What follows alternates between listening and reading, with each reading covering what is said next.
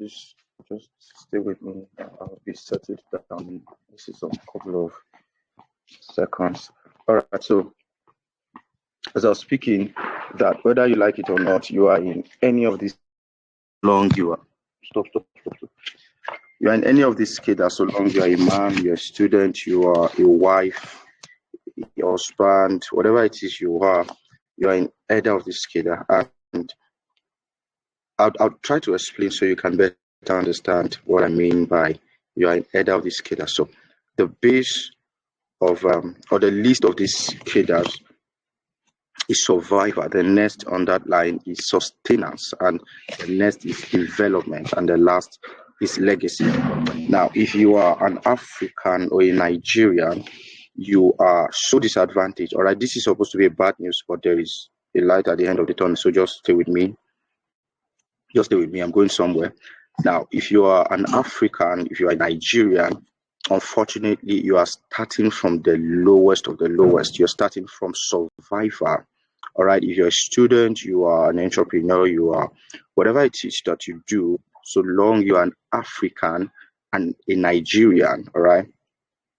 Unfortunately, you are starting from the lowest of the lowest, except if fortunately your family or your parents give you an head start, probably by creating connections, networks, relationships with healthy people. Maybe they set you up for whatever. But the only exception you have, if you're an African, that would not make you start from the lowest of the lowest, is if you have an head start. However, you have the head start, maybe from family, but most especially from family, right? But if you're an African and a Nigerian, you're starting from the lowest of the lowest. Now, let's take, for instance, the bike people.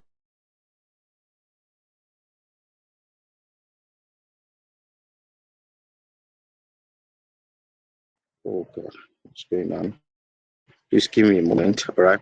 So the bike people that you see on your daily, now, these I use them as an instance. Permit me, I do not mean to condescend on anyone. We appreciate their effort, their input to, bring food, to take, to bring food on to the table, cater for their family. Some do those things to just be fine. But stay with me, I'm going somewhere. At the base, go away. At the basis of this cadre is survivor. So if today Nigerian, those you meet on the street daily trying to make ends meet, all right, they are survive. I'll be very objective so you can better understand what I mean, and I'll connect, set yourself up on the internet to be perceived as a valuable person, all right? So the back people that you meet, daily, the cab guys, the I do not mean boat or any of these Uber stuff. I mean the traditional taxi drivers and the rest. You see the elderly men on the street trying to what's this thing that they do? They roast plantain, roast yam, etc., etc. Now this is, and I mean analytically, I think that's the truth. You can do some research about that. 70% of Nigerians are trying to survive, and that's because of the nation, the difficulty in the nation, the what's the word now? The ineffective or not so strong educational foundation, the access to the digital space, except for now that an average person now, have a mobile device, a gadget, everybody can now own one. Some couple of years, and I'll try to connect these things, even if I'm not making sense yet. You just stay with me, and I'll connect the dot at some point. So you meet this set of persons, and the things they are doing can only make them survive. I don't know if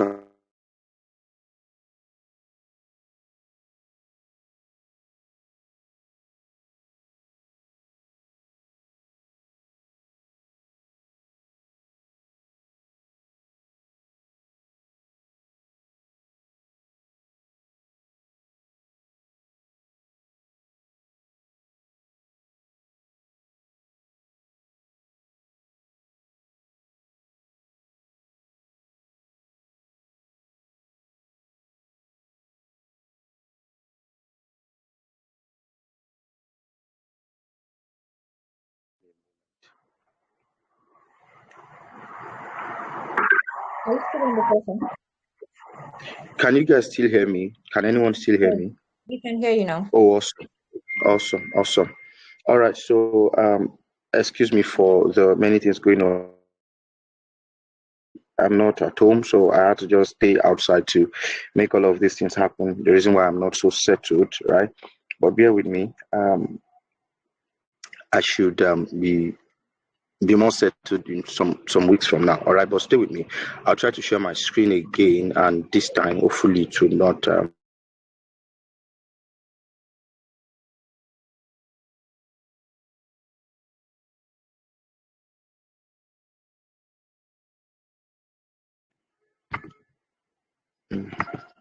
Please just bear with me. I'll try to.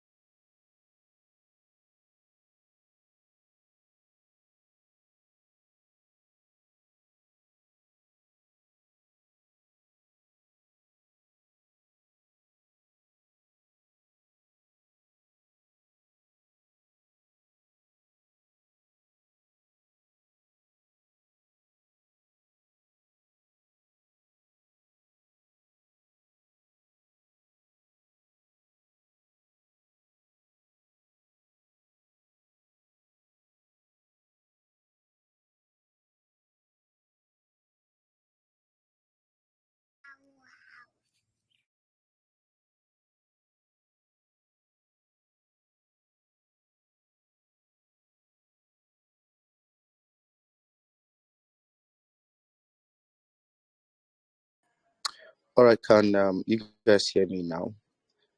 I have to Yes. connect with my phone because I think my router is not stable. So we may not have the slides. So I'll try to just maybe I'll send the JPEG to Miss Esther. Then she would share that with us. All right. I apologize for this friction that we're having. All right. So I want to believe that if you've not had the experience, you must have had someone very close who had to go borrow a loan to maybe pay school fees, pay for their rent, or do something that they shouldn't really be struggling with. All right. Now, that kind of person is on this level. It's called survivor. They are just trying to survive. And unfortunately, an average African, an average Nigerian is trying to survive. We have students trying to just survive. We have parents trying to survive. We have apprentices. We have CEOs. We have any set of persons like that who are trying to survive. Then the next cadre of resistance which you may be on is sustenance. Now, this is a step higher than survivor because at this point, the things you're now doing, the things you now have, they've been able to help you survive, but they can only sustain you. It means that for this kind of person, they can't take advantage of investments. So, for instance, we have people who had enough. They had more than enough. They still had excesses to invest in landed properties. Some of them invest in crypto. Some of them invest in maybe shares, stock, and all of these things. Now, someone who is living on this scale of sustenance cannot take advantage of that kind of thing because everything he has or he owns is to sustain him.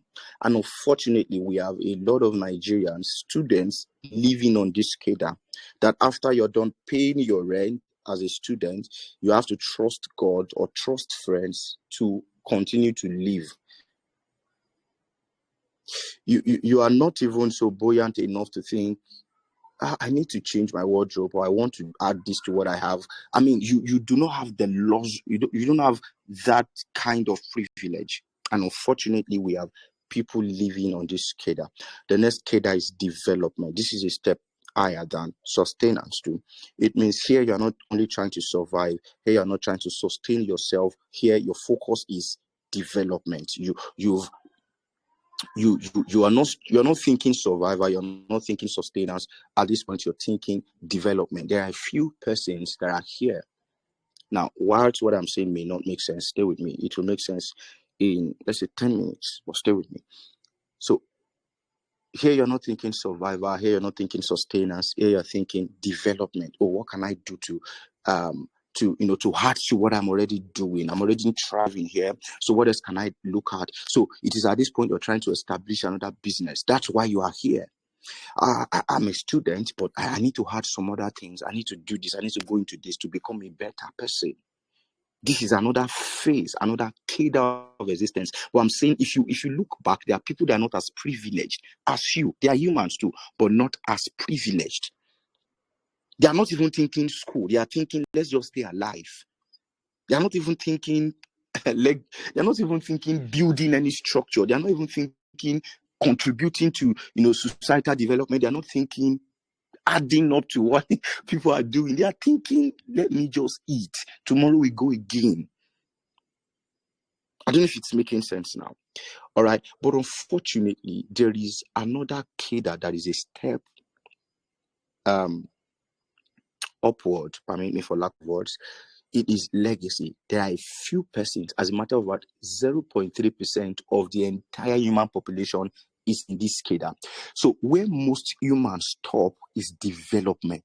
They never have the privilege to get to the next cadre, which is the last of them all, which is legacy. It is what is left when you are gone. An institution that you build, and I'm not speaking of school, a system that you build.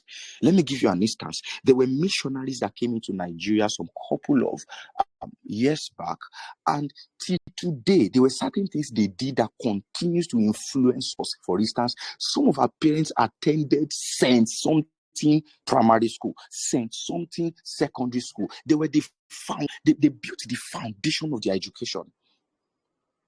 Now, they are long gone, but the things they did continues to impact us.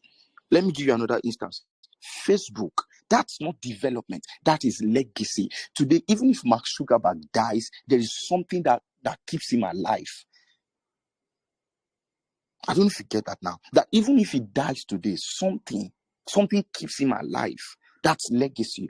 But unfortunately, an average Nigerian is not thinking legacy because the educational system has conditioned us to not think global.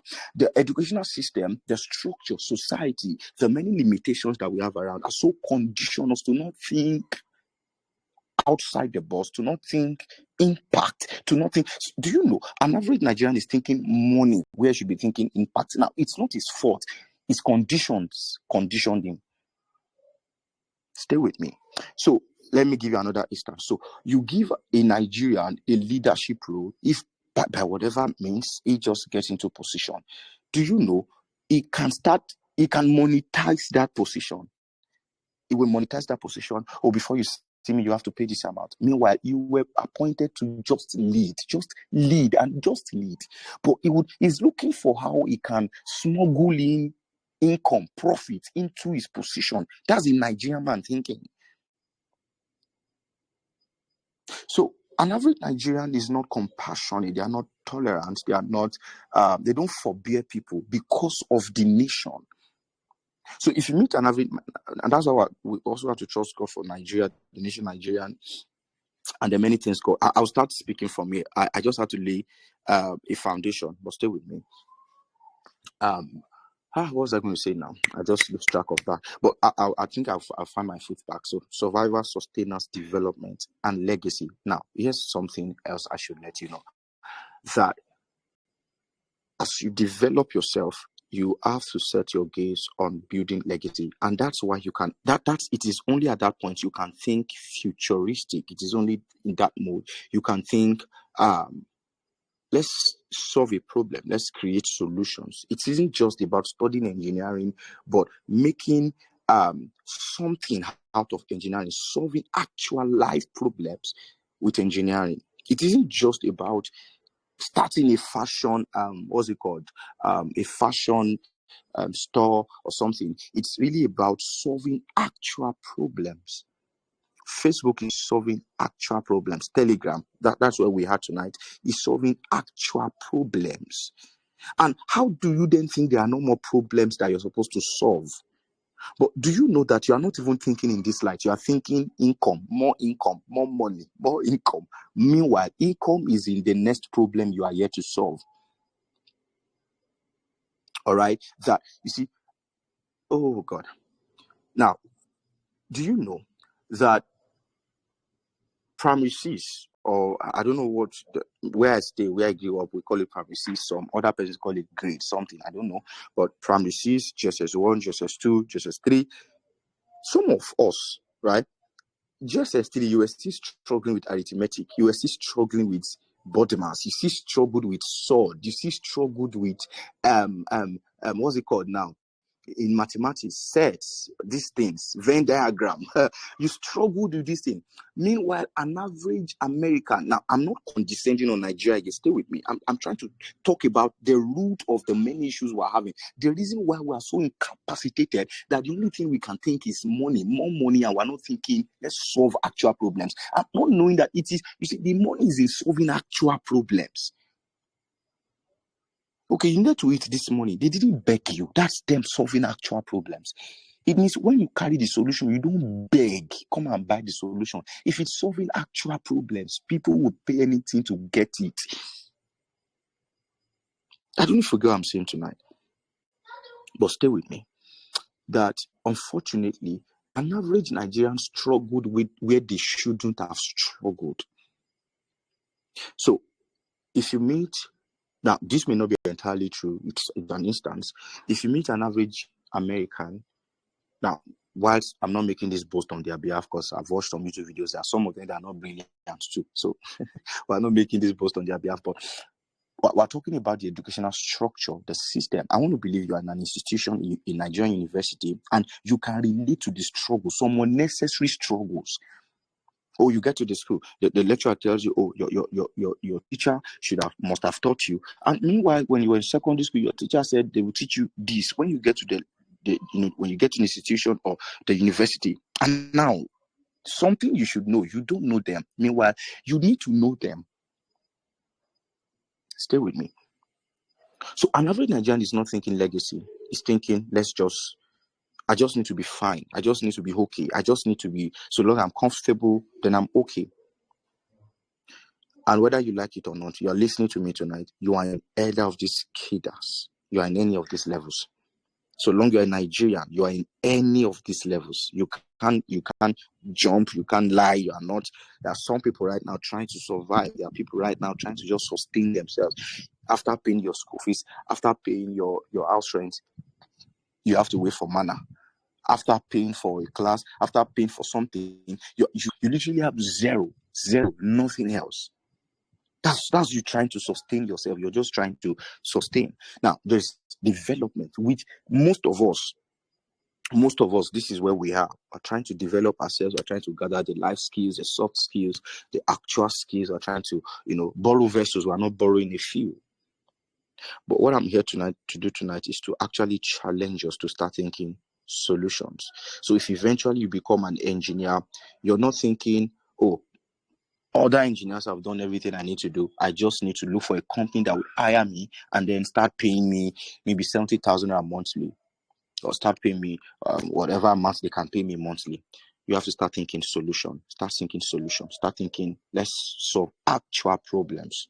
Now, if you are in any of these cadres, how do you then transition from your survival mode to sustenance, development, and eventually you build legacy? How do you transition from any of this cadre? All right, stay with me. I will share something with you. So in transition, the first thing that must happen is mental transformation. Now, don't forget, I'm trying to build a bridge. After we cross, we're getting somewhere, but stay with me. So how do you transition from whatever cadre you are in? You are trying to survive, you're trying to sustain yourself, you're developing yourself. How do you become a better person? How do you become valuable? How do you become a person of importance in the society? How do you give value and not be the one taking value every time? How do you become a channel How do you become a source of value? Stay with me. So the first is mental transformation. There needs to be a mind reformation. Now, if you've ever seen people, so for instance, I have these questions, and again, I am not condescending. This is an attempt to make you understand what I'm saying. And just in case this gets to you, I apologize. But we have people riding a pep, bikes, doing taxi, and some other things that they actually can do some better things. And you are wondering, okay, for instance, I have a question. I had a question. I asked my mom. My mom, to a good extent, is a successful businesswoman. So I once asked her, okay, I think I was a lot younger then, so I was troubled. She's doing well in business. And as a young person, I think my mom is about 40 something now. And I remember some years back, I sat down with her and she was sharing how that she made this amount, doing. I'm like, okay, beautiful, encouraging. But we have people older than you that are not doing as well as you are doing. What was the problem? Now, I know you well enough. There isn't any head start whatsoever from anybody. Nobody gave you any money to start a business. So you started from ground zero. How did you do it? Then how come others didn't see these things? Why didn't they do it? I don't know if it's making sense right now. So we have people that are older than you, and they seem to be struggling with certain things. And I'm wondering, okay, if it's about age, they really should have found this business idea and they should have acted on it. But why are they not doing it? The problem is because the mind is not reformed. So you take bike every day, and you, as maybe a student, you're doing some, let's say for instance, you're selling some things online and you're making little profit. Maybe let's say for instance, in a day you make 20,000 profit, and at the end of the month you're looking at maybe 250,000, and you have somebody who's riding bike who's been doing that thing for the past 15 years, and you're wondering, don't you know better? At least there's some other things you can do that actually can make you some more stuff. But he's not thinking that way because the mind is not transformed. He's not seeing himself outside that thing. I don't know if you get what I'm saying. You don't get out of a place until you get out of that place mentally. Actually, you get out of a place first by changing your mind. Now, how you actually get tired with a face is how renewed or how changed their mind is. The reason why you are here tonight, you saw this flyer. Meanwhile, are you aware? There were hundreds of people who saw the flyers, who saw it somewhere, and they did not consider, I don't need to join. It's because they are not seeing themselves doing anything. It's not my kind. It's not my kind of person that go for this kind of conference. And they will go to the next slide and watch comedy. They will go to the next slide and just read memes and laugh.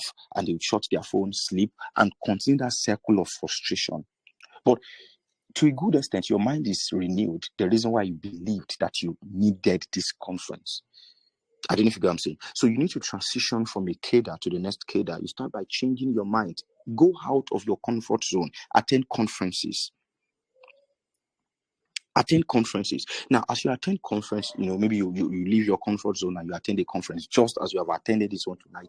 There is, aside the many things you hear, the people you meet with, there is something that happens to your mind. You're beginning to see possibilities. You're beginning to see life from a different perspective. Oh, let me share. How many of you know Tayo Aina on YouTube? I think that's the pronunciation. I know. I don't know.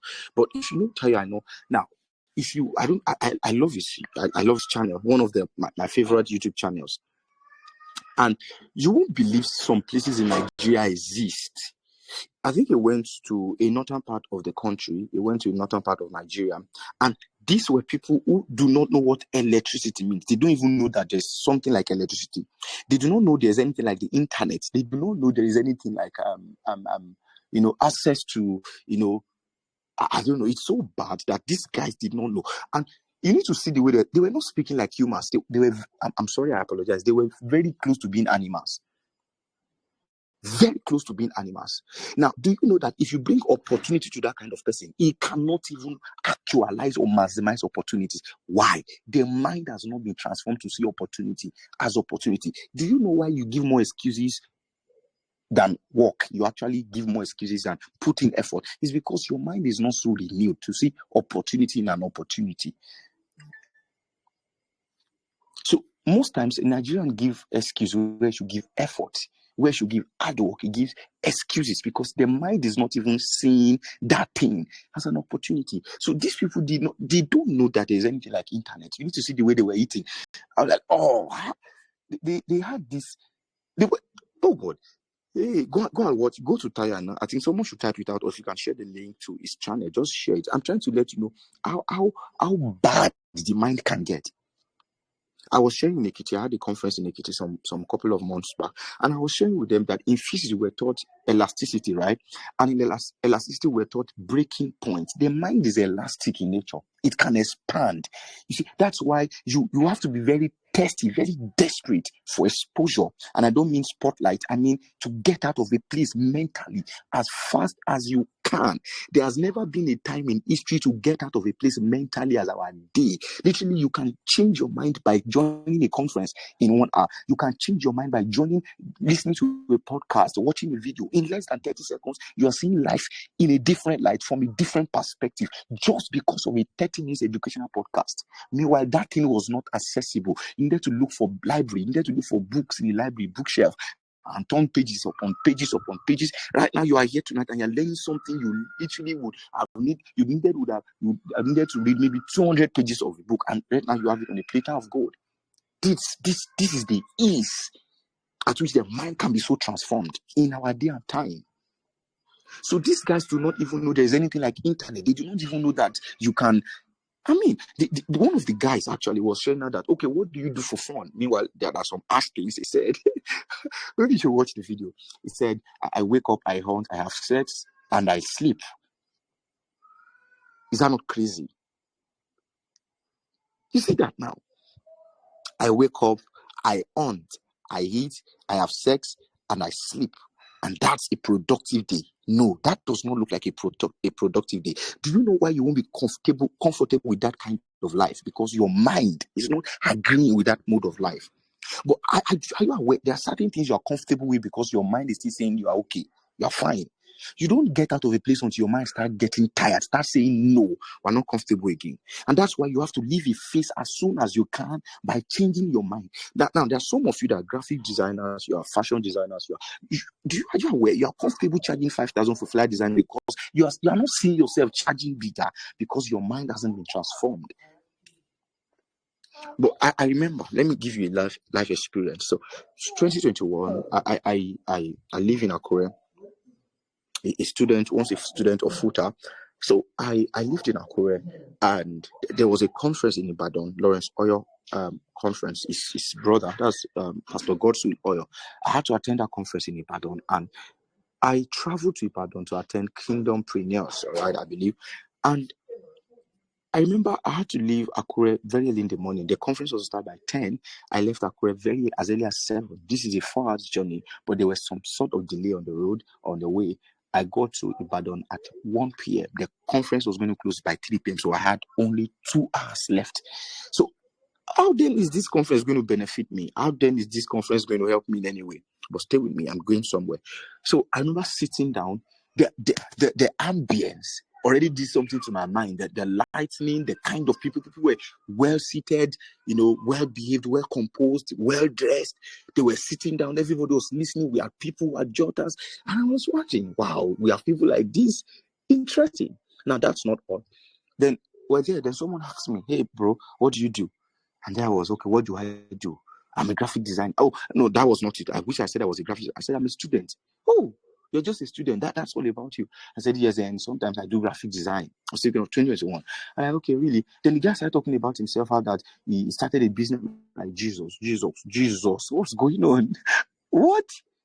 I'm a student. Meanwhile, the last time they asked you, tell us about yourself, the only thing you said was, I'm a student.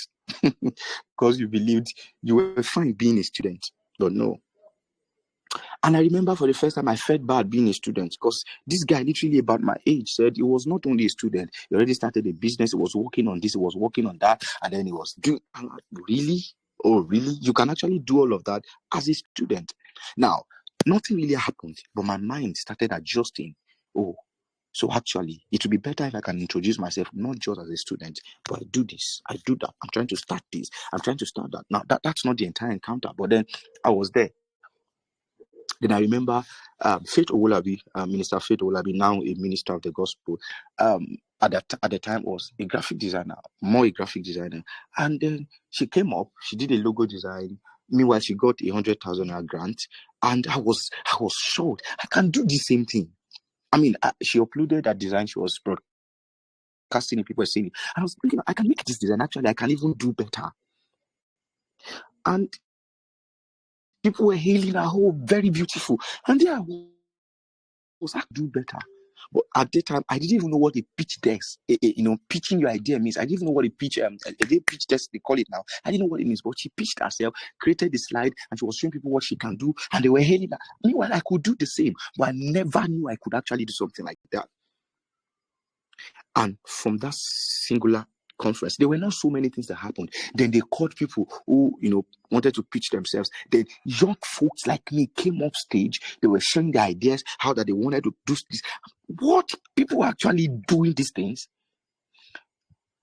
I remember going back to Akure, feeling intimidated, down, like, these guys are doing better than me. I went back to Faith's page, and I checked. Actually, my designs are better.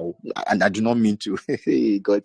I do better designs now. My designs are finer. But my mind was not renewed to see that as a possibility. She was seeing possibilities from a different perspective. She was seeing life from a different perspective from mine. I had value, but I could not express it. I could not give it shape. I could not give it mold. I could not give it life. You see, people that are not as skillful as you will beat you, because people don't accept you just because you are skillful. They accept you because they know you. I was in a conference last night, and I was sharing out that, you see, the way the world economy works, people don't patronize the best, they patronize the known. So if you are not known, keep your best in your pocket, keep your skill in your pocket. People don't patronize or do business with the best. They do it with whoever they know. So long you come recommended, you were referred, wahala, they would so patronize you. And you can be so skillful and not do so well. You see how cheated you can be just because you are not seeing life from a different perspective. Should I tell you, the person who created Uber, all right, saw life from a different perspective, from a different way the person was seeing it, just because of the mind. It could have been that he just traveled out of the country and saw a need. There are people who need premium services. Okay, why not just monopolize the cab for them? It's just going to be them. People want to feel good. Turn on the AC and then charge them times 10 of what they would have paid with the discomfort of having to the mind. This is just the mind. Somebody sat and said, okay, Uber, let's do Uber, let's do Bolt, let's do lag drive, let's do in-drive. These are the same thing a taxi driver is doing, but this time upgraded because of the mind. And I'm saying the same service you are rendering and you're charging 2,000. There is somebody in the same industry as you charging $1 million. And I'm speaking from experience. The designs I charged 5,000 for that about a year ago. I'm charging 6 figures in dollars for them now. And I lie not. The same project. The same project. Maybe, of course, upgraded, better quality and all of that. But the same project. Just because of the mind. I remember going for that conference, and now I know I need to change my price. And I remember someone reached out and said, oh, Charles, I want you to make a design. At the time, I was charging 5,000. And this person came and I just went as far as 25,000. 25,000. And the guy said, 25,000 for a flyer design. Oh, sorry, I'll go somewhere else. And in my mind, I was like, wait, this is not the work. He just told, were these people lying? Someone said I charge this amount, and I just charged the same thing. And this person said he's not willing to work with me. And that leads me to my second point. Because you can change your mind and not change your value. You get out of a place mentally by changing your mind. You get out of a place physically by changing your values. I'll rephrase that. You get out of a place mentally by changing your mind. You get out of a place physically by changing your values. You see, at the time I charged 25,000, my value, the output of my value was not worth that amount. So mentally I was out of that place, but physically I was not. So why should you charge that much? Why should you? You're not rendering more value. It's not like you are giving something bigger or better. So I was out of that place mentally, but physically I was not. So how I get out of a place mentally is by changing the mind. I get out of that place physically, actually, by changing my values. And here I call it capacity building. Are we following? Is it making sense now? So the reason why someone right now, you shouldn't be in this cadre of life, you shouldn't be in this phase of life, but you are still there, is because your mind changed, but your value hasn't. There's not so much you're offering to people. There's no more value that is coming from you to, the same thing you were doing a year ago is the same thing you are doing. So we have, what's it called now? So let's use the traditional stuff as instance. So there are people who what's it called? Okay. Let me give this illustration. You better understand. So there are restaurants. Oh, who sorry. Yes, sir. So we have people who do restaurants. Now in my environment here, they call them booker. All right, booker. I don't know if you know what a booker means. It's like a food, a restaurant, but a mini one, a mini version, not for. There's nothing premium here. You just need to eat and get out. So it is cheaper. It is more affordable. Usually you can feed yourself with 1,000 naira. But you go to a restaurant. Oh, recently, can I even share this? Okay, I traveled to Lagos some couple of weeks back, and I got an hotel, and it was not so expensive, but not the normal ones we pay for 15,000 or 20,000. This one was a lot more expensive, so I paid. And I got into the hotel room. Everything looks nice. Literally everything was branded, from the towel to my toothpaste, the toothbrush, my lotion. They actually branded everything. I had all of those things ready. My lotion, my soap branded. I had tea waiting for me. I had free breakfast. I remember now. So in the morning, I called what's it called now? The people who was going to serve me food. Okay, I need my breakfast. I said, okay, what do you want? They had this name for it. It was different. Meanwhile, all I needed to eat was egg sauce and yam. They called it a different name. I'm like, is it yam and egg sauce you are calling something? Very funny name. Like, what? And then I checked the price, 9,000 naira for yam. This thing is not even up to 5. It's not even up to 5. I'm not even speaking as a poor man right now. I'm not even speaking. The yam is not even up to 5. And then what's it called? And then egg sauce. They said it's 9,000. Bottled water. I bought it 800 naira. The same bottled water you buy at 200. 800. But I was happy paying for that thing because aside the price, there is the value, there is the comfort, there is there's some things I cannot go into now, but you get what I'm saying. Meanwhile, I went to Abuja last year and I got an hotel 5,000 naira. Jesus, I will never in my life make such mistake. I lived with mosquitoes. They dined with me. We dined together. We were friends forever. Best friends forever. I can literally hear them waving me goodbye as I was leaving. Like, we're going to miss you, bro. Like, I'm not going to miss you guys. People hurt the daylight out of me. Best friends forever. I remember the fan had his own sound. Call. The bed, Jesus. Literally, one side was bent, the other side. You had the entire bed, but you could only sleep on one side. Because if you go to the other side, you meet yourself inside the bed frame. Now, they charge 5,000 because I don't know if you get what I'm saying tonight. The same thing a taxi driver is going to charge 300 naira. The same place, somebody will carry you and you collect 5,000 from you just because you are going to collect AC, just only you, and then you get to where you're going to. You see, all of that is because of mental transformation. And aside mental transformation, they offered more value. I don't know if I'm making sense tonight. Now, I know this is not connected to skill acquisition, but if you know what I'm talking about, it is very, very connected. Indirectly, I'm not talking about skill acquisition, but this is what I'm talking. If you get what I'm saying tonight, you actually would take advantage of what I just said. Now, So you get out of a place mentally by changing your mind, right? You get out of a place physically by changing your value. So you can know that you should be somewhere and you're not there because your mind is renewed, your mind is transformed, developed, but you can still be there and not. You can be there mentally and not be out of. You can be out of there mentally and not be there physically. So when you need to get to a place physically, you change your values. I would rephrase myself. You get out of a place mentally. I would appreciate if someone can type that. Some people need to see that and read that again. You get out of a place mentally by changing your mind. You get out of a place physically by changing your values. I'll say it again. If you know this, hold this as your own point. I get out of a place mentally when I change my mind.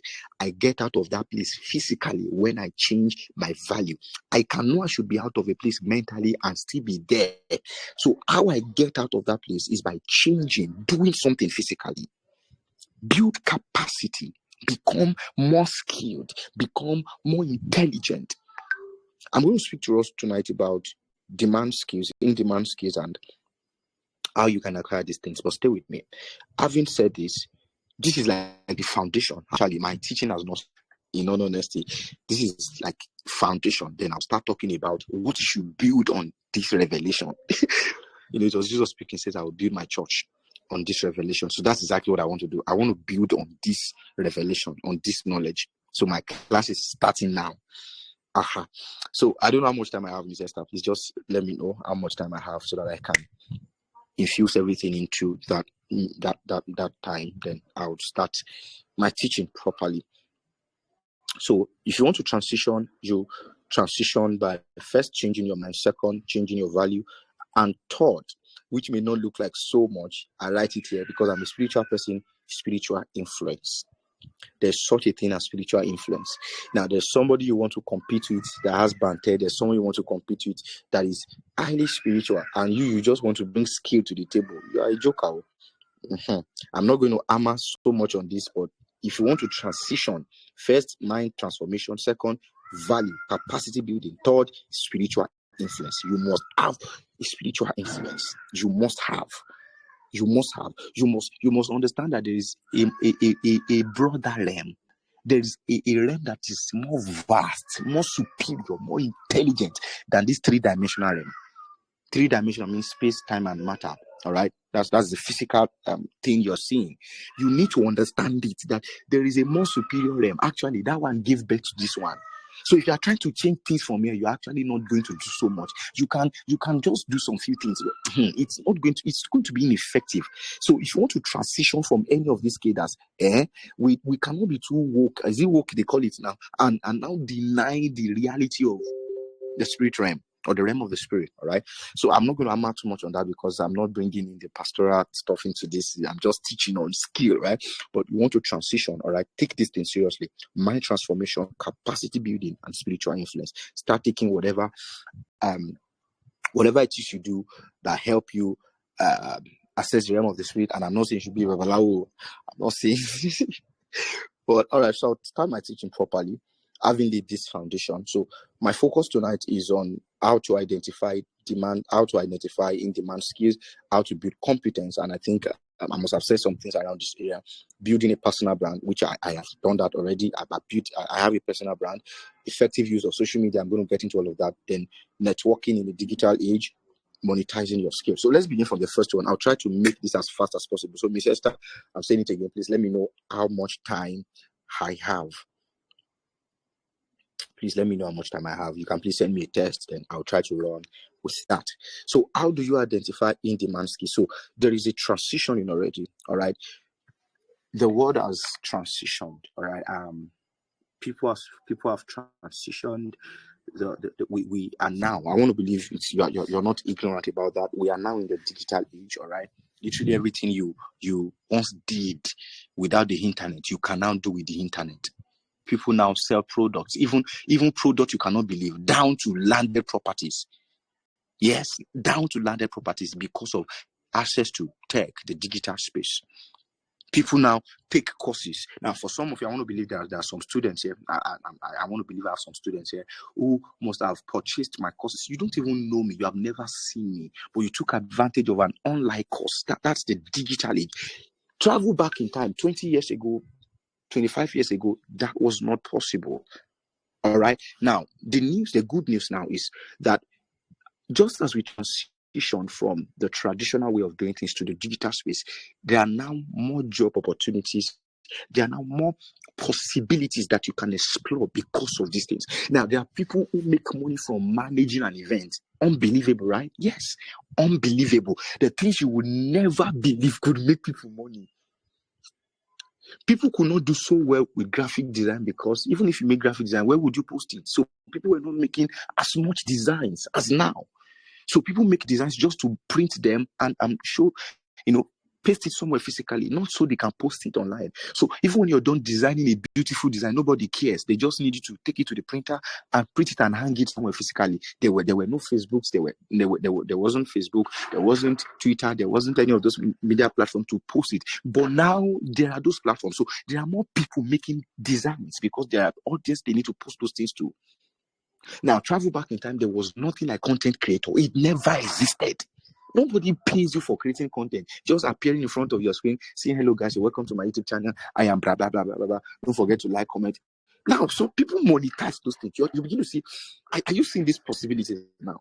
Oh, God, I'm going to throw stone at this dog. Sorry, that noise is coming from the dog here. Sorry. All right, are we together? Now, so it means a lot of things changed. World economy changed. The way people do business changed. We have farmers right now making tons, hundreds of thousands from posting their farm produce on the internet. So the digital age made everything digital, and literally anything can be digitalized. Anything can be digitalized, right? Whatever it is that you do. As a matter of fact, there are people making money from being a student. I know you don't believe that, but it's true. I know people who are students, and the only thing they do is to create vlogs. They create vlogs. That's video vlogs. Yeah, they create vlogs, and they just carry you along. And now, because of that, they were able to gather followers, gather the audience, and now they are making money from being ambassadors. You know what I'm saying? I want to believe you know these things, right? Just because they wake up in the morning, follow me today to class or something, and you're wondering, people make money from this thing too. Now somebody make money from email copywriting or something, and you're wondering, just for writing. Meanwhile, when we're lots younger, people just commend your writing. Your writing is fine, but today you can write, and somebody is paying you to write. Are you seeing that now? Literally anything can be. You can make money from anything just because you bring it to the internet. So people sell lands. They do deals, millions of naira. They take a picture of the land and they even declutter people. Oh God. So bear it in mind. The first thing you want to know is anything. And this is the first point you need to write down tonight in knowing how to identify in-demand skills, is that anything and anything can be digitalized. Anything and anything. There is the internet side of any skill. There is the internet side of it. Now, stay with me. Even our parents uses Facebook, and now because they have problems, if you position yourself to solve their actual problems, they are going to buy from you.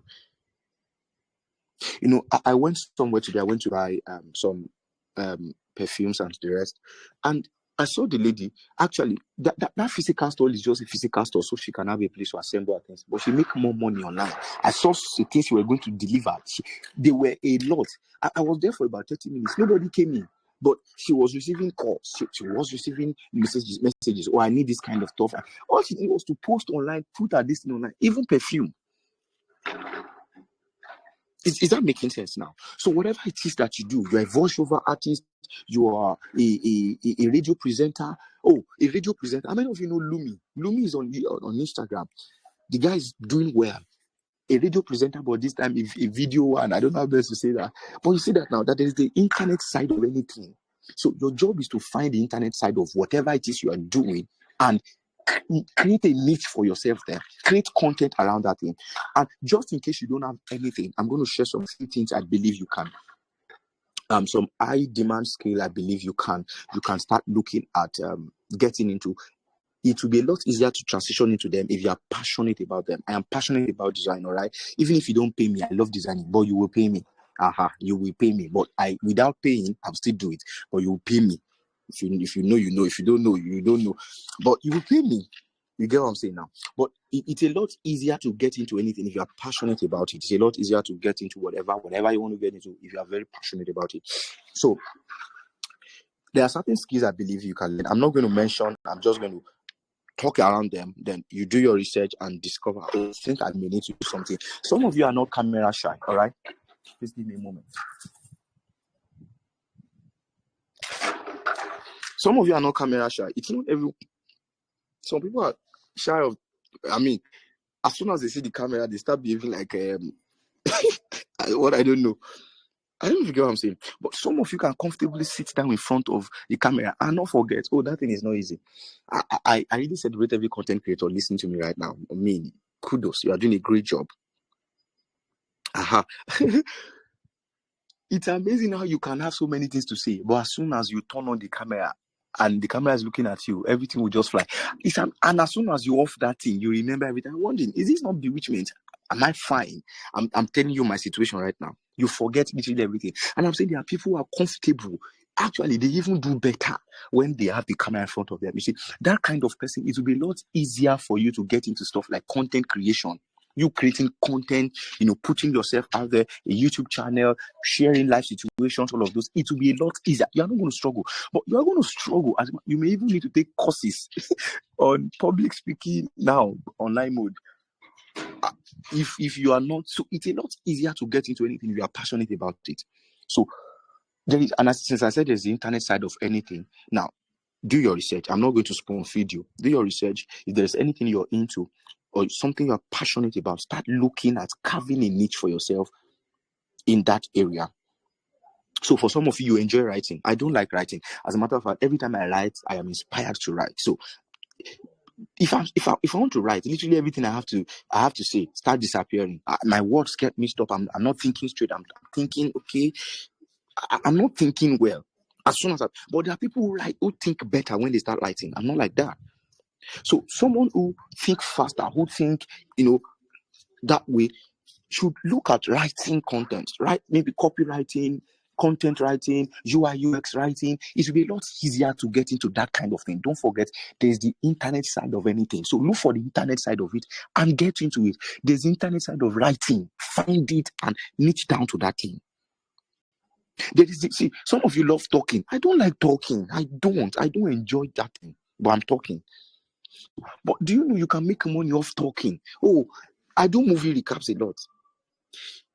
Oh God, am I making sense now? Okay, yeah. Let me. I need to be encouraged. Oh yeah, encourage me. Everybody, oh yeah, encourage me. Let me know I'm making sense. Let me know I'm connecting the dots. All right. Don't forget there's the internet side of anything. The internet side of it. Now you love talking, voiceover. Yes, that's the internet side of talking. You see that now. So you can't just be talking and you're talking for. There's the internet side of it. Voiceover, movie recaps. There are people making hundreds of dollars from talking. Oh, I do movie recaps. I don't have all the time to watch movies. Sit down 2 hours. What? So what I do is to look for people who recap movies. And do you know there are people who love telling stories? Literally, I don't. Oh, thank you, Miss Esther. Sport analyst. Look at that now. These are things you can get into. All right. That's the talking, the internet side of talking. This talking thing that you enjoy. Meanwhile, maybe what you're using your own for is gossiping. Stop it. Start looking for the internet side of it, the profit side of it, and get into that thing. So there are people who recap movies, all right, and they don't miss any part of it. Some of us have friends like that. They literally can tell you a story from a movie. They will. I mean, literally, you feel like you are watching that movie. They will so narrate it well from scene one to when the person. And they will so tell that story beautifully well in that orderly manner. But meanwhile, as soon as they tell you to start sharing a movie or narrate a movie, you start from the middle. connect it to the front, and now they don't even understand the movie again. But I'm saying there are people who enjoy that thing, and they seem to have gathered skill in that regard. All right. Now look for the internet side of it. You can create a YouTube channel, all right, alongside what you're doing, and narrate movies. People will subscribe to your channel. There are lazy people, lazy movie watchers like me, who don't like sitting down for 2 hours to watch movies. I just want to be done in 10 minutes. Watching an entire movie is the storyline I want, not the entire thing. So there are people who just narrate the entire thing, cut scenes out, and they will make you understand the entire movie. That's the internet side of talking. There is the internet side of exercise too. There are people today who are exercise coach, and there are people, what they call them now? Health coach and all of these things. And they make money from that thing. There's the internet side of any and everything. So your job is to find the internet side of it and carve a niche for yourself. And this is what I believe. For me, what I've just shared tonight is one of the ways I believe you can identify, one of the easiest ways to identify any skill at all. Okay, you are not the talking type, but you talk online. Now, it will help you network. This skill you just mentioned now, you don't talk offline, but you talk online. Now, network, use it to network. Go on LinkedIn, respond to people's posts. You are going to gather followers by doing that. That's why my LinkedIn has not grown. I tell you the truth, I don't like talking, I don't like typing. Small thing happen and I have to narrate the entire story. I don't enjoy it. So, but there are people who enjoy narrating the entire story. It will be a lot easier for you to then. Okay, let me say one more time. So how do you build competence? That's next I want to talk about. All right, I love watching recaps too. All right, so how do you build competence? How do you build competence? This is going to take us far. All right. Okay, let me get back to this. I'll wrap up with building competence. So I'll talk about building a personal brand. And please gather your questions, all right? Gather your questions right now, and I'll try to answer as many questions as I can. As many questions.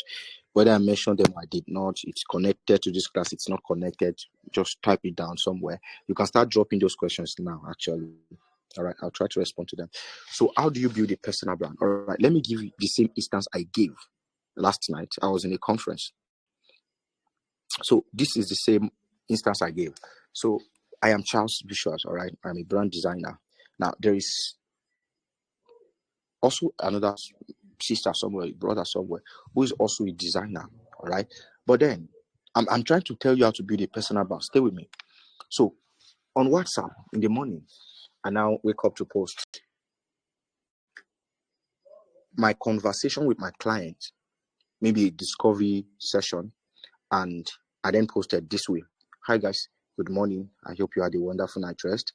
I had a discovery session with my client last night. He had this problem, and I proffered this solution. Now he's happy, and we're moving on with the project. That was what I posted. And now there is another brother somewhere who woke up in the morning. Good morning, my WhatsApp families or WhatsApp families. These are the funny things I've seen. Good morning, my WhatsApp families. Then, second slide. I beg, make una patronize me or make I chop.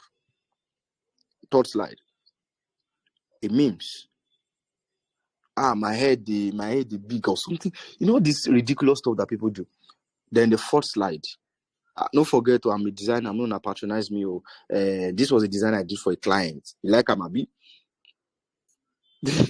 Then the sixth slide or the fifth slide. Another video comedy. Now, don't be biased. I'm not saying you should be on my side or whatever. Now, just a single post. I just made a single post of a discovery call session with a client, their problem, and I was able to position myself to solve that problem. And now we had another designer. There's a designer, maybe as skilled as I am, who did all of those things. Good morning, my wife families. Then the next slide, a comedy. The third slide, no forget I'll be designer. Then the last slide. Who would you think is more valuable? All right, don't be biased. Let me get your response. Everyone, just in case you've not been responding, respond now. Just by that singular act, you don't even know me. You only see my WhatsApp status, all right? Who do you think is more valuable? Who do you think you would want to work with if you have to work? Who do you think will be more expensive? I mean, I didn't even say anything about price. I didn't even say anything about. I just posted solving a problem, and this other guy posted make una patronize me, make a chop, or make una no forget how to design now. Now, you see that now. Now, that's exactly what branding is. Branding is positioning yourself to be perceived as valuable. That's what branding is. Branding is positioning yourself to be perceived as valuable. It means everything you do that contributes to people perceiving you as valuable is branding. Everything you do that contributes to people perceiving you as valuable is branding. So branding isn't just color, it isn't just logo, it isn't just font, it is everything you do. So the last time you reacted in a harsh manner to your customer, that's branding too. It means they will never come back. So you can post your logo, they still will not come back. So customer service too is part of branding. Yes. Customer relation is part of branding. You see that now. And when we talk of personal branding, it means how you are perceived as a person, your interest. That's personal branding. The things you like, the things you don't like, that's personal branding. It means you are bringing yourself into. Oh, okay. Now look at me. Let me make you understand branding in a different light. I want to believe you've been to a mall before. So let's say you know Eva or Evasha. You want to get a bottle of water, and then you get to this your freezer, and there are two bottled water there. One without that nylon, that label that says Eva, and the other one has the Eva label. The same bottle, the same thing, but one has the Eva label. The second one does not have the Eva label. Which would you buy? Oh yeah. Let me get your response. I'll try to start wrapping up now. I'm talking about personal branding. All right. I'm just trying to be as objective as possible so you can understand this regardless. Okay, the ever bottled with label, Abi, you see that? Okay, let's get more responses. Which would you take? There is an ever bottle without a label. Meanwhile, you are very thirsty. It's water you want to drink. And there's an ever bottle with label. There is the other one without. And as thirsty as you are, you have to just pick one. Would you pick? Okay, you pick the one with label. Now, let me ask you: is it the label you are drinking? I wish I can let you unmute your mic now. I need to be very interactive. You're not drinking the label. You just need water. But what does the nylon have to do? You see that now? You see, this is exactly what branding is. You see, the brand. Hey. See, branding is. See, you can be so valuable, and the only reason why people are not buying from you is because you have not branded yourself. So, you see, what branding does is to help make value more attractive. So, branding itself is not the value. Branding makes the value more attractive, more compelling. So, as little as nylon is, it contributed to your choice. You see that now? As minute as a nylon is, the nylon of an ever water, as minute as it is, it contributed to your choice in choosing whether this one or not. So branding itself is not the value. That's why you can brand yourself and still not make so much, because there must be the value itself, then you brand the value. Branding is everything you do to present the value in a more attractive way or an attractive form. So now, since you are the product now, since you are the value, how do you then present yourself? Let me give you an instance. It means when you wake up on WhatsApp, this time, don't say good morning, Holy Spirit. I'm not saying you should talk, don't do your faith, all right? In case you don't know. Okay. Don't say good morning, Jesus. Don't say good morning. I'm not saying you shouldn't say these things, all right? I'm trying to create a balance here. Now, I'm speaking in this light, especially if you are a business person. Stay with me. Now, I just taught you the spiritual side of life, right? But I'm talking about branding right now. Stay with me. Okay, just drop your question. I'll try to respond. So don't wake up in the morning and say, good morning, WhatsApp family. And the next thing you are posting is a memes or a comedy or a picture of you Who cares? Who wants to see your face? You think so? We think if I'm talking to entrepreneurs right now. If you're a business person, these are things you should not do. If you don't run a business, you can do good money this week. Meanwhile, I also announced that Holy Spirit is not on WhatsApp. Jesus is not on your WhatsApp. So when you say good morning, Jesus, I don't know. Sincerely, I don't know what that thing is that you just did. Now, I just broke a table, but stay with me. It means this time after this conference, when you go on WhatsApp, project yourself as a master in your field. Post yourself solving actual problems for your client. Don't just post the design, post the process, how you got the client, when the message the client sent, how you responded to them, screenshot everything, post it online. You see, when oh God. Now, there was a time a client reached out and I said, hello, sir, good morning. I don't want, these are paid nuggets, so I'll keep them. Let me keep them. But this time, when after this conference, when you go on WhatsApp as a business person, don't come and say, good morning, my WhatsApp family. Post yourself solving actual problems. Oh, this was the problem my client brought. This was how I solved it. Let people see that you actually solve real problems, not just design. Then you post the design. You're a fashion designer. Post yourself going to get raw material. How you chose the fabric. Not just you just gather everything. Let them see how you gather the fabric. Why I chose this one. Educate them in the process. Okay. Do you know there are 3 things people get from the internet? 3 things. First, entertainment. Second, education. Third, exploration. I'll go again. I know you understand. There are 3 things. Anybody who's on the internet, there are 3 things they are getting or they are looking for. First, entertainment. They are looking to be entertained. Second, they are looking to be educated. They are trying to explore. Now, it means if your post is not educating, you may not even have. It has to be any of these 3. So it means that you must look for a way to ship in education into whatever it is you are doing. Educate people why you choose this fabric. So they already see you as a master of your craft that way. Oh, the reason why I didn't choose this fabric is because it fades quickly. And this is why I'm taking this. And because I want my audience my clients to have quality. You see, that way, they see you as you know what you are doing. You see, that's not even you posting your logo. That's you. That's branding. Am I making sense tonight? I'm trying to wrap up now.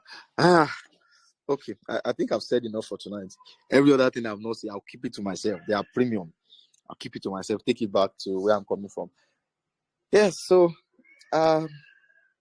where did I stop now?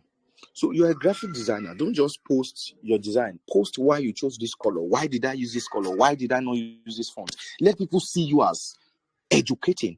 When you're not educating, entertain. When you're not entertaining, make them explore. Okay, I just discovered this new what's it called? What's it called now? AI something. Blah blah blah blah blah blah. I'm trying to rush now. So hold on, please give me a moment. I'm trying to find my slide. Now I cannot find my slide, so please bear with me.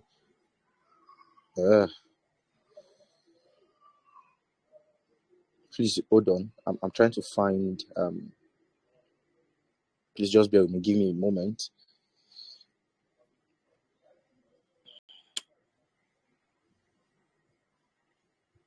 All right. So allow me to keep them. They are premium, all right. But I'll try to I want to believe tonight as being beneficial and educative, all right.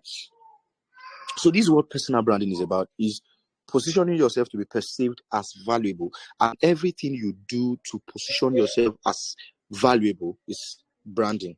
All right. So when you get a logo, so long it will let people perceive you as valuable, then get a logo.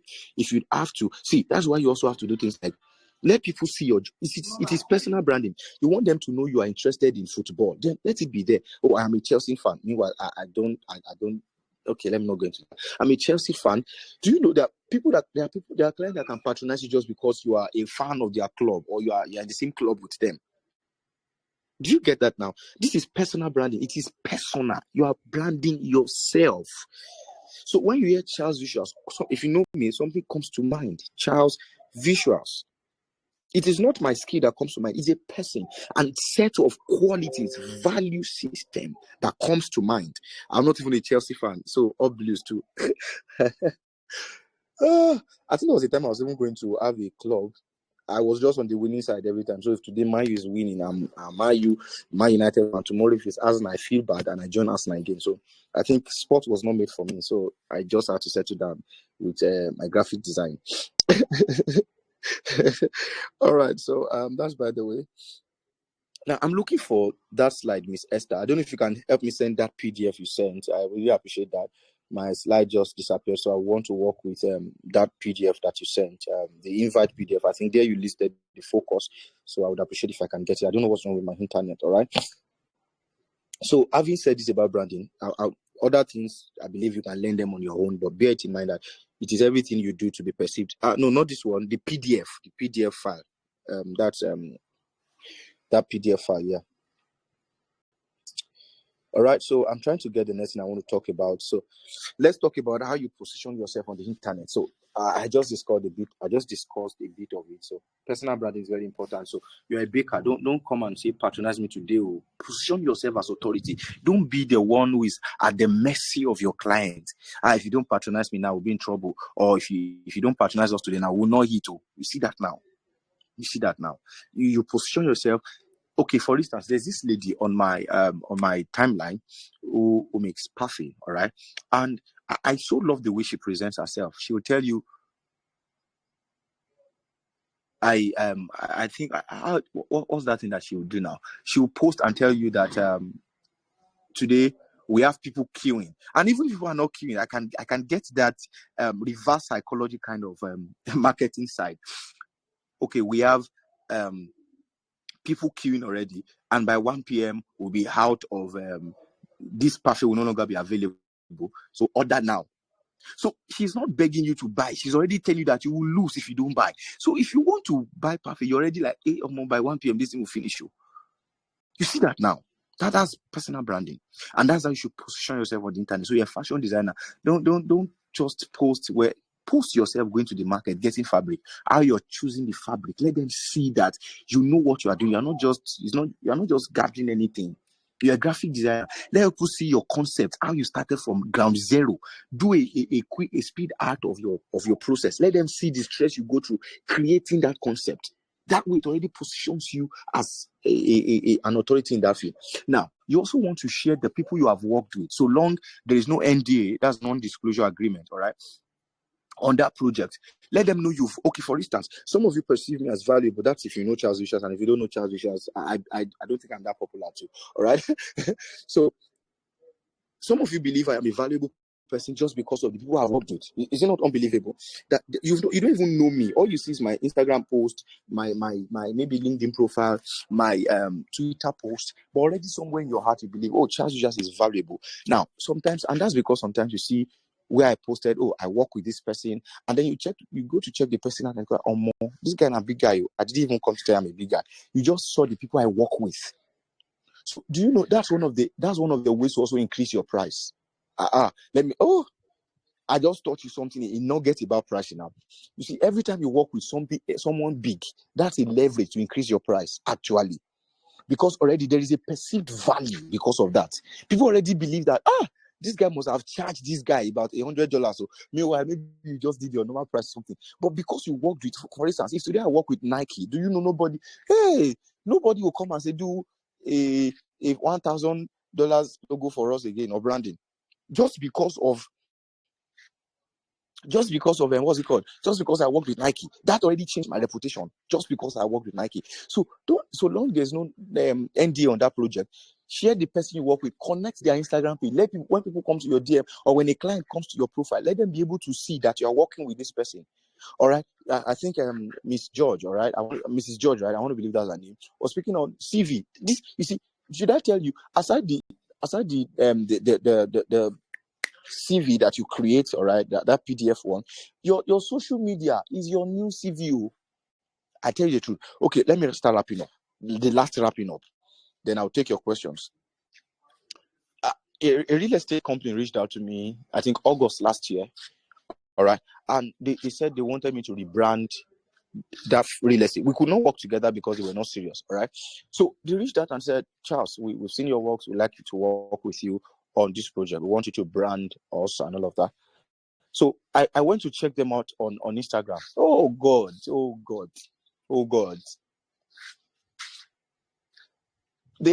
I think they had 1,000 followers. They were posts with 0 likes, 0 comments.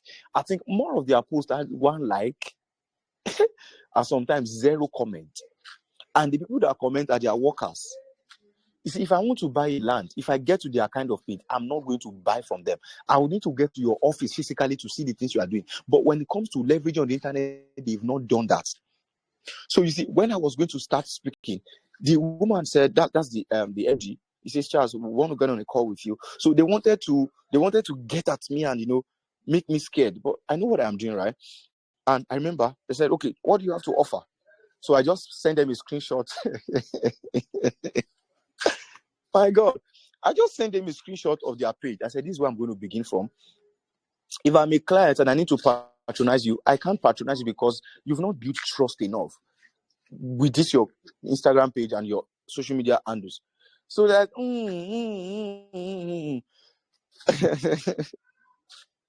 so I thought that this is the first thing I'll be doing for you guys. I'll be changing this. You have more engagement. I'm going to brand you and put you out there. They were amazed. I can see it on their faces, like, wow, this guy, you chop us. Yes, I did. So I sent them a screenshot of their page. Like, see the problem. This is where I come in. This is where Charles Vicious comes in. If I come in, this page will not remain this way. They're like, yeah, let's work. But they could not pay. So we could not work together. All right, you see that now. So you have to position yourself as authority on your, and you see that's the way. Okay, I think I should stop talking at this point. But if anybody gets to your page and that's what they see, they will lose trust and they will see you as less professional. You can be doing well physically, you can be thriving physically, but when it comes to leveraging on social media and the internet, you have to position yourself as authority. You need the engagement. All right. And I think I'll just stop here. Then no, I don't take Azul. Thank you. All right, so I'll take Pepsi, right? No, that's Azul. Nah. All right, so please drop your questions and I'll try to start responding. Let them be as specific as possible. Then thank you, Miss Esther, for having me, by the way. All Thank right, you so so please much, drop your sir. Thank questions. you. You're Yeah, I welcome. have covered the questions that were sent, and I just sent it to the group so that it makes it easier for you to check them out. All right. Thank you, sir. And one more thing, I remember you mentioned that you were going to touch on building competence as Oh, yeah. Yeah. So if you could just briefly speak on that. So Okay. thank you very much. What's the time now? All right. 9:39. So on building competence, right? First off, you need to understand that there is a competition. All right. There is a competition. There is also the standard. I will explain these two things. There is first the competition. There is also the standard. So if I want to build a house, there is the standard. Now, we call it competence when you surpass ordinary standards. That's what we call competence. When you surpass ordinary, standard. So there is standard and there is the competition. So what you are trying to beat right now to be competent is first the standard, second the competition, because you actually are not competent if your competition can do the same thing and do it better than you. You are not competent. So what you're trying to do is you are trying to beat what? First the standard, and you're also trying to beat the competition. That's what I believe would help you become competent. So you're a graphic designer. If what you still do is a multicolor kind of design, that's not the standard. You are not even meeting up with the standard. Let's talk of the competition. So to be competent, first off, you must beat the competition. You must also beat the standard. So when people build homes in Nigeria, this is how they do it. Why not go a step further? So when people make, oh God, there's a guy that used to make my dress or make my clothes. This guy would, if I give him a clothes and he tells me, okay, sir, you're going to get it Wednesday, just bear it in mind. 2 weeks from that day, you're not going to get your clothes. So every time I give him a clothes, if I need to use it by December, I just give him by July. I give it by July. So you give all the excuses you want to give. Oh, then by December, I'll have my clothes. Now, that's not competence. And you see, that kind of person is easily replaceable. By the way, he's been replaced. Yes, he has. Now, first off, he's not meeting the standard. And you discover that when competition comes, he cannot even beat competition. Are you seeing that now? So competition will easily beat him. The standard will easily beat him too. So in building competence, we want to first what? Beat the competition and also beat what? The standard. So there should be the timeline. Oh, sir, you're going to get your clothes in 7 days. And by the day 6, already calling me, sir, your clothes is ready. I'll be the one. Really? That's fast. Then day 7, I'm coming. I'm here to get my clothes. Everything is well ironed, well packaged. You see, that already adds value to the price. Increases the price automatically. Are you what I'm saying now? I don't know if it's making sense what I'm saying. So in becoming competent, you are a baker. The last time people ate your cake, they had stone as that's stone cake. Yes, what you baked is called stone cake. Iyekpe cake. Sandy cake. You're not beating the competition and you're not beating the standard. You are not competent. Sorry. All right. You have to beat the competition. You have to beat the standard. That's how you become competent. So you're a fashion designer. This guy will make my clothes. I would have to be the one getting him to start cutting wool. I mean, is it thread they call it now? Yes, thread. He will not cut it perfectly. I mean, you cannot get a bespoke dress from this guy. You can't be traveling. Maybe you have an event and you just need a new dress and just call him, okay, make a new dress. You better calm down. It's a risk. Because after doing it is then you now discover that he needs to adjust the neck rather. The left leg is bigger than the right leg. It is then he will start making adjustments. It is then you start ironing. I remember one of the days I went to this guy. It was then he started pressing my clothes. It was right in front of me. Was pressing like, sir, sorry, I had deadlines. Like, you're not serious. Then as soon as I found this other guy, I remember giving about 7 different materials. And this guy said it's going to be ready in less than 2 weeks. I remember getting there. My clothes were ready, well ironed, well packaged in their nylon, looking very good. I remember I wore 7 of them and I liked the 7 of them. More expensive, about 5 times more expensive, but I didn't care. The guy beats the standard. He also beats his competition. That's competence. All right, I want to believe with these few points of mine, I've not confused you, and I've been able to convince you that you need to beat the competition, you need to beat the standard to be competent. Yeah, thank All you right. so much. I think that really did justice to it. Thank you, sir. So we can go into questions now briefly. I think we have just a few. I already have tagged it again, and I don't know if you'd like me to read it out or you would do that. Okay. I'm trying to find the question now. Okay. I think I've found the questions. How can I be consistent in doing videos concerning my service? Be passionate enough. There is so much. Hey, Nigeria is too tough for you to see.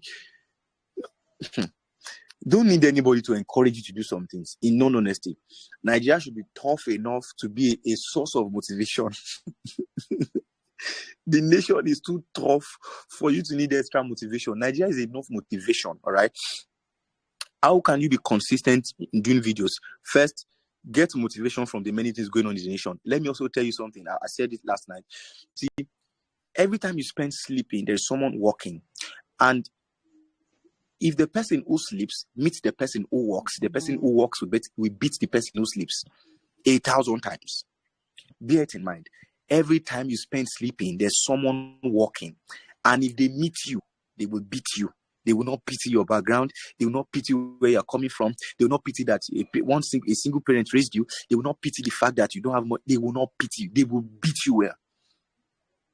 Every time you sleep, bear it in mind. Every time you're supposed to watch a video course and you are laughing at watching a comedy.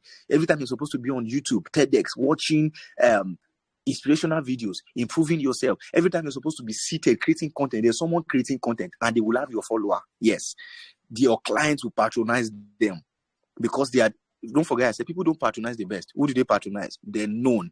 It means they will know them before they know you, and they would have patronized them before they patronized you.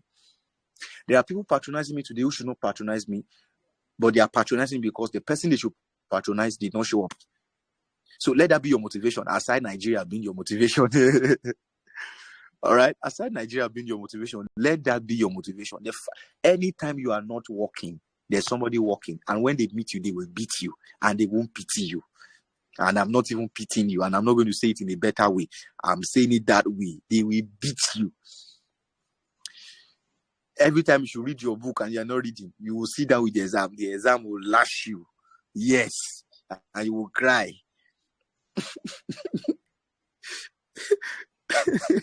Sorry, I'm laughing. Every time you should prepare for your test and you do not prepare, the test will beat you. Oh, wow. All right. I'm enjoying myself, right? All right. So I don't know who asked that question, but please, Nigeria has enough motivation. Also bear it in mind that every time you sleep, every time you're not working, every time you're not creating content, there's somebody creating content, and they will be known. And your client will patronize them, and they will not patronize you, and they will not pity that you have not eaten. They will not patronize that you don't have. They will not pity you that you don't have money. They will not pity you that they won't pity you. They will patronize the known, not the best. All right. So to the next one, what offline skill do you recommend for undergraduates? Offline skills. All right. Now, I don't know, but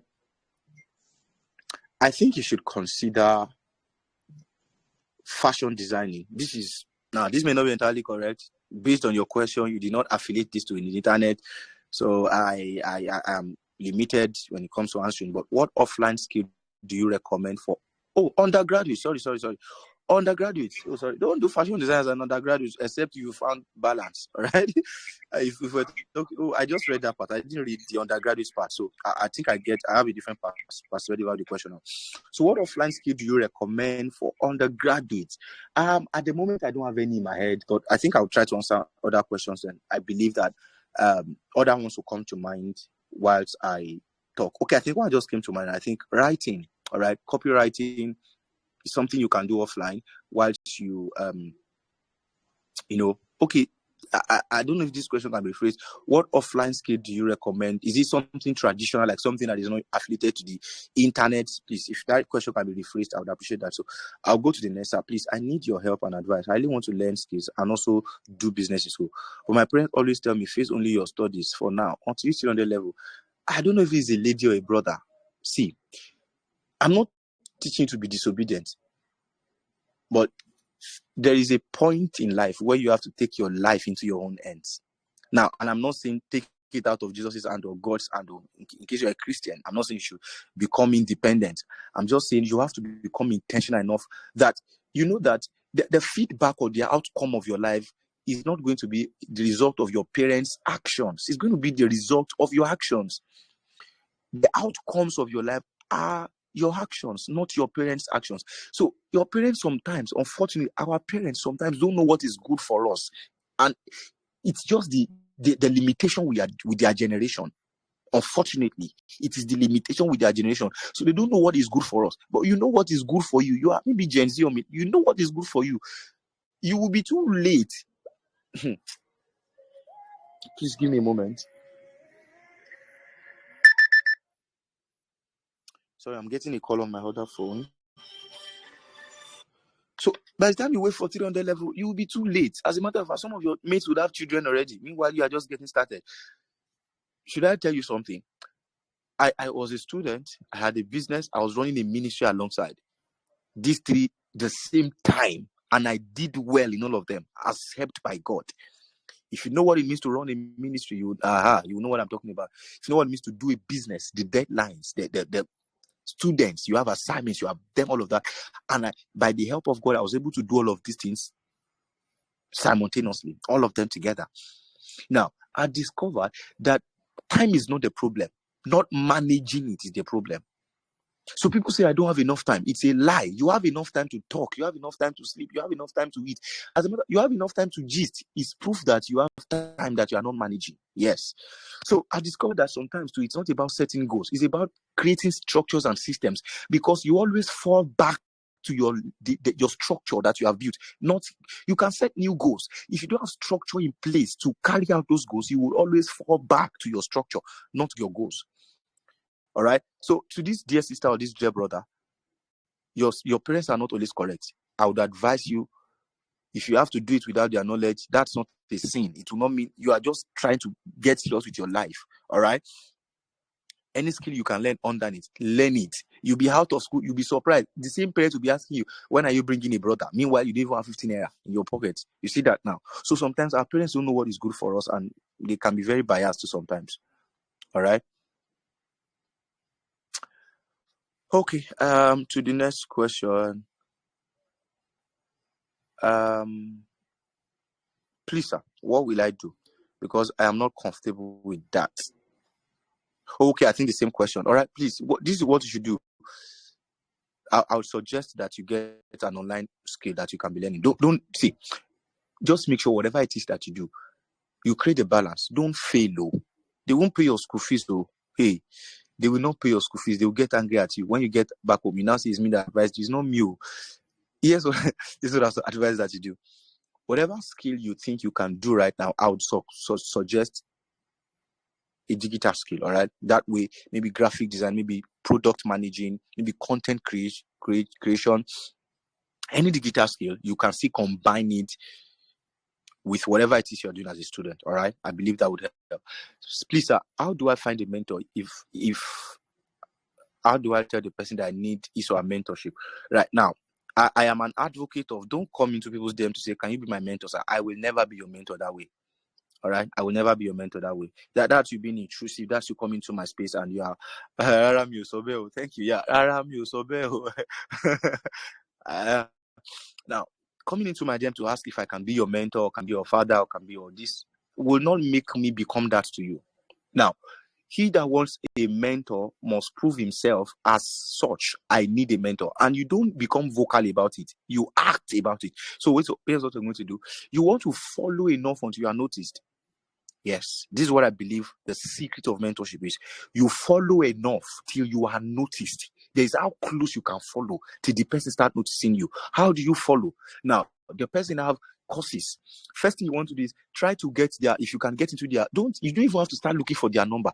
Any public space they are on, Instagram, that's a good way to start.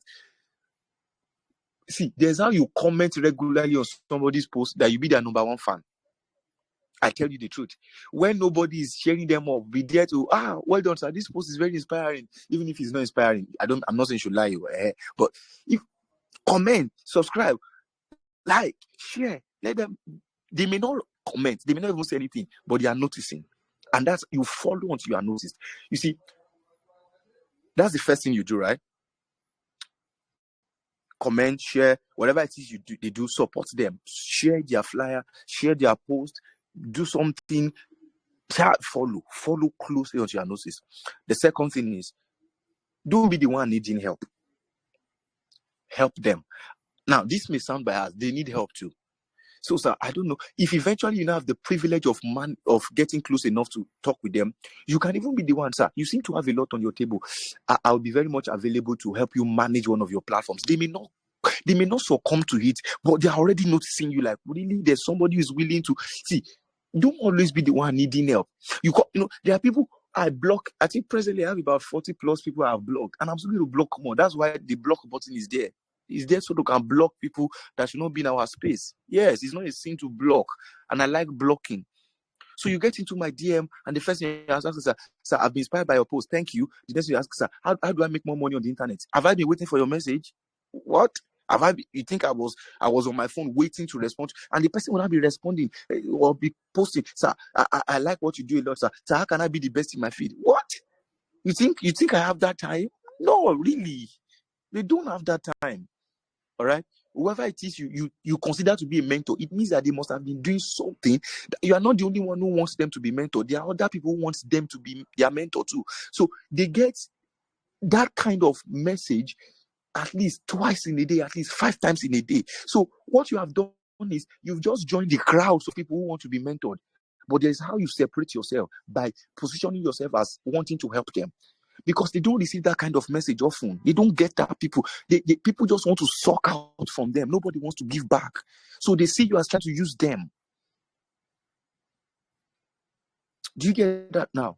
They see you as wanting to take advantage of them, not wanting to be of benefit in any way, all right? So when you get into somebody's space, first is fall onto your notice. Second way, look out for how you can add value to them. If they run a ministry, okay, let me not go that far so that someone will not think I'm selling myself. But let's say, for instance, Miss Esther is here. She's doing this stuff. You can volunteer to be a member of the people who manage the page. You can help her share. See, there are certain things you won't pay for. I tell you the truth, and I'm not lying. Because there are people who have conquered money, and their problem is not money. Platforms people are paying for paying hundreds of thousands for. You will join it for free just because you offered. I'm done offering that's too much value. All right, so that's how you find the value. Follow closely until you are noticed. Secondly, position yourself as helping them. They need to edit videos. If you do video editing, those are things you should do for free. People ask if I should do designs for free. That's where your free this in coming. Sir, I can make your designs. I can make it free. I remember one Alabi Ezekiel. I don't know if he's here. One of the guys I like so much. Sir, you run ministry, you do designs. How do you balance these things? I'm like, it's a bit difficult. I do video editing, sir. I don't mind editing your videos. To date, he edits my videos. I don't even post them because I don't really appreciate those things. But he edits my videos, and once in a while, I push them out. He just reaches out, sir, can I edit your videos? I really appreciate them. And this guy will pick a message, any of my messages, and cut them. And I'm like, what? I remember, till date, if he wants anything, if people are paying 10,000, hundreds of thousands for it, is either he's going to get it for free or get a discount. All right? So I want to believe with these few points of mine, I've been able to convince and not confuse you. And to the last question, if you are still in your learning stage, is it okay to still post your creative process? That's where you need to post it. Please post yourself, especially in your learning phase. Let people be able to track your progress. See, you can't be an introvert everywhere. Help yourself, help your destiny. If you're an introvert physically, don't still be an introvert online now. You are going to cheat yourself. You can't be an introvert everywhere. You are introverted physically, you're introverted online, so you are still introverted. You will cheat yourself. All right? Put your process online. I remember speaking with a lady who said, I don't want them to see my face. What? You so foul. So if you are still in your learning stage, is it okay to still post your creative process on something that you did regarding your skill? Yes, please. Yes, please. Post your process. Let them know you did not blow. You grew. Do you get that now? Let them know you did not blow. You actually grew. Let them see the progress. You go to my Instagram page now, that you see the progress. I did not jump. So that people would not think that everything was a big bang theory, everything just happened for you. You came from a good back. No, now, let them, when your clients too, when they go through your page, they would see when you were not doing so well, when you started doing well, all of those things will be there. Do you get that now? All right, I think that would be the end of my all right, Fis Solami, I want to believe I've answered your question. Please post your progress. Let them see it. As a matter of fact, there are people who actually grew their page from not actually posting their project, but their process. All right, so when you are not posting your project, please post your process. Let people see your process. Let them see the fact that you grew. You did not, you grew. Oh, blow. You grew. All right. I want to believe that with these few points of mine, I'm a beginner in affiliate marketing, and what I post in Money Affirmation and Gospel Songs, the caption that thank you, Lord, the new day. I shake my head. I shake my head. All right. I think something Miss George said is go to the studio. All right. If you can afford the studio, go to the studio, go and take a picture. You are not a serious human being, and I'm not going to apologize, right? I'm not going to apologize. Not at all. Not tomorrow. Never. I will not. You're not a serious human being. If what is on your page right now is a flower, or the picture of your dog, or the picture of a son, or the picture of whatever, it is called profile picture because it is you that should be there. Go to the studio. Go and take a picture of yourself. Let them snap you. Give them 2,000. Snap it and put it on your page. Write a short bio. This is a problem I can solve. This. I graduated from this. I'm a student of this, and I do this. I'm interested in this, and I'm available for this and this. Let it be there. You are not flower. Yes, you are not wind. Some of you post. I want to believe with these few points of mine, I've been able to convince and not confuse you that everything I've said tonight has been beneficial. Thank you so much for having me. How do I market my bulk SMS sending skills? Oh, wow. Is that really a skill? I think you should look at gathering emails, all right? There are people today who sell their email list. Yeah, people make a lot of money from gathering email list. So your bulk SMS sending skills, I think you should connect it to email stuff like email marketing and the rest. I think you should learn more about email marketing to really help, right? It's something like that too. It's something very close to SMS, right? Sending SMS.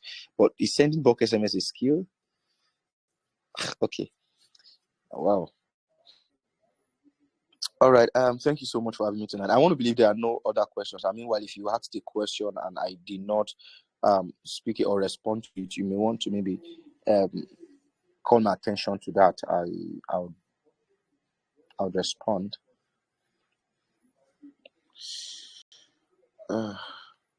Okay. I am a baker, but I find it difficult to build my brand online. How can I balance my baking and graphic design business? I even tried coaching people online on graphic design, but it didn't work out well for me. I need a mentor. Now, this is a lot in one message, but you are a baker and a graphic designer. Now, whilst I am an advocate of multitasking, when it comes to growth is in phases. It's in a step, all right? You don't jam pack many things together at the same time. My idea of multitasking is master one, go for the next. Master one, go for the next. You can't master 10 things at the same time. So master one, when you gain mastery in one, then go for the next. So what I would suggest, Abigail, what you should do is to choose whichever it is. It will be a lot easier for you to flow with at the moment. Baking, graphic design, and master one. Now, I can connect you saying you hosted the graphic design class and it didn't work out to mastery. If it is valuable, people would rush it. That's the truth. All right. If it is, when you put sugar in a place, you don't have to advertise it. Ants will locate it. All right. If it is important, if it is valuable enough, people will locate it. All right. So what I suggest that you is either baking or graphic designing. Focus on one, master is, then go for the next. So at this point, I won't advise you trying to balance. Master one, master baking. If it's baking you want to go for, if it's graphic design, master graphic design, then take a step forward from there and then proceed to the next one. Don't try to pack 3 things together at the same time. It won't. You may be able to do it, but the growth may not be fast enough when it comes to actualizing and getting a skill. All right, Abigail, I want to believe then you need a mentor. I want to believe you know how to get a mentor now from what I just shared. All right, this is Abisubi's book. Thank you. Say like crazy. Abisubi Sabi. Okay, now not Abisubi. As a student pharmacist, what type of digital skill do you think would help in the journey? I already said it. Whatever it is you are passionate about, all right? Sit down, look at whatever you are passionate about. Don't forget there's the internet side of anything.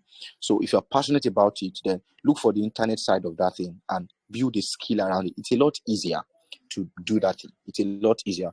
So you're a pharmacist. Now, I know pharmacy can be very demanding, all right? Pharmacy, any medical course can be very demanding. So what digital skill do I think you should go into? First off, something you're passionate about, all right? If you're passionate about it, you know how to smuggle your way into still doing that thing. Do you get that now?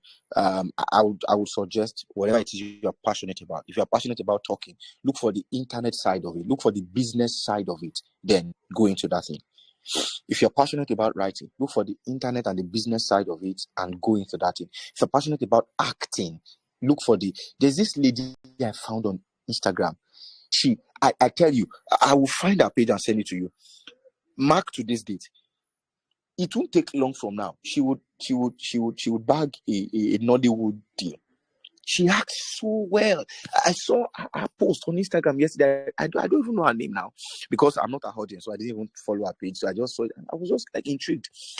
You know, these people who act, you know, all these TikTok people now, there's going to be a voiceover. Then they would mimic that voiceover. They would rhyme with it and they would act with it. She acted so well that it took me a couple of minutes or seconds to discover that she was not actually the one talking. She was actually acting. She literally started crying, or not crying, actually crying, but there were tears in her eyes, of course. But she acted so well that I was emotional too. Like, what? Thank you. But I need a physical Pepsi. People don't drink Pepsi online, so send my Pepsi money. I'm being sarcastic, right? So, for this person who asks this question, pharmacy can be very demanding. I know, right? But here's what you should do. Look for the business side of whatever it is you are passionate about, the internet side of it, and carve a niche for yourself in that place. So, as a bag and shoemaker, is it okay to add selling stationery into the same business? Now, this is a business that is not connected to what you're doing, but I believe there's something called serial entrepreneurship, or you can be a serial entrepreneur. So this way, you're not going to show up as a shoemaker. You're going to show up as a bag.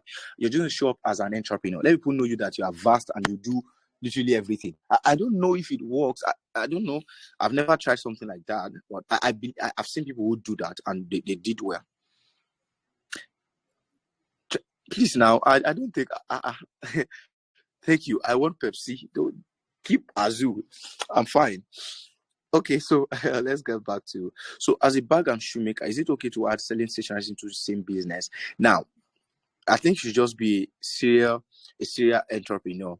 That way, it will give you the liberty to usually delve into whatever it is you want to delve into. I think you study more on serial entrepreneurship. That's how you can position yourself as a business founder, all right? So that way, it will give you the leverage to step into many things. I don't know so much about that thing, all right? I've never done that. So, but I believe that there's people do well by being a serial entrepreneur. So you can just make a research. So I'll type it out so you can search about it online.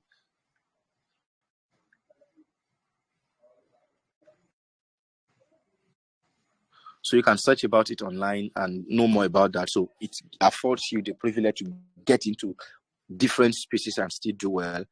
All right. So I think I'll take one more question so that I can call it a night. I have an online meeting somewhere. So I'm a graphic designer. Is it okay to go freelancing? And I do. You want to have a physical store?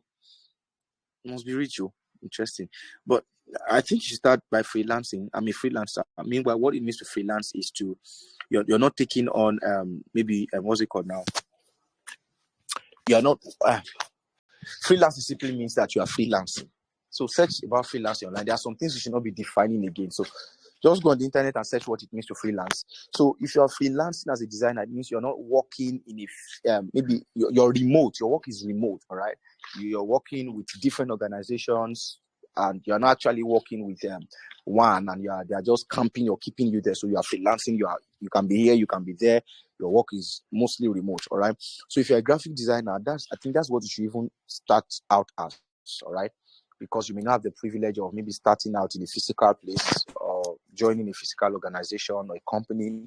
So usually you just have to create a personal brand for yourself, put yourself out there, and people get to reach out to you and patronize you or buy from you or buy your service or do business with you. So how can you go about that? How you should go about that is tonight, create an Instagram page. Right now, go on Twitter, create a page. Go on LinkedIn, create a page. Go on any of these pages, create one. Put some of your designs there. Put a short bio. Go to the studio, go and take a picture. Put it there. Let them know you're a fine boy or a fine girl. And that you are not only fine, you are valuable. You can solve a problem. And the kind of problem you can solve, let it be there. Emphatically, I solve this kind of problem. And I believe that's how to get started. Then keep pushing your project out consistently. Quality works with time.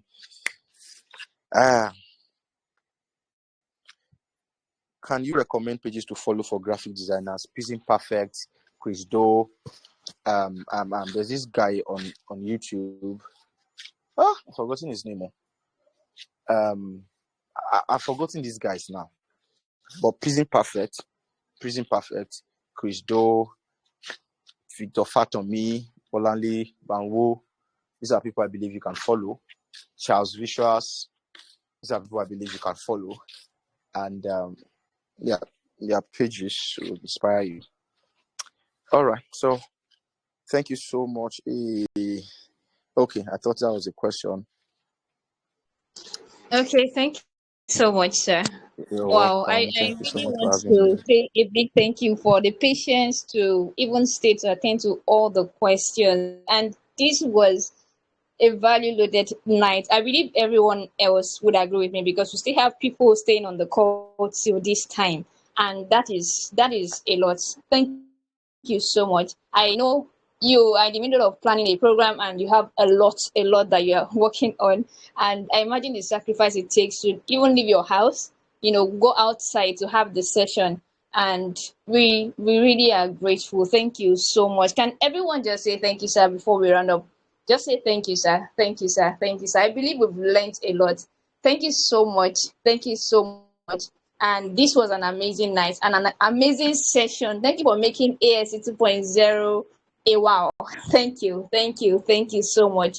And I'll reach out to you, sir. I'll reach out to you. I think you mentioned something that you'd like to share, so I can just forward it to them. Is it okay if I maybe if they for those that want to reach out to you on WhatsApp, if I'm able to share your number?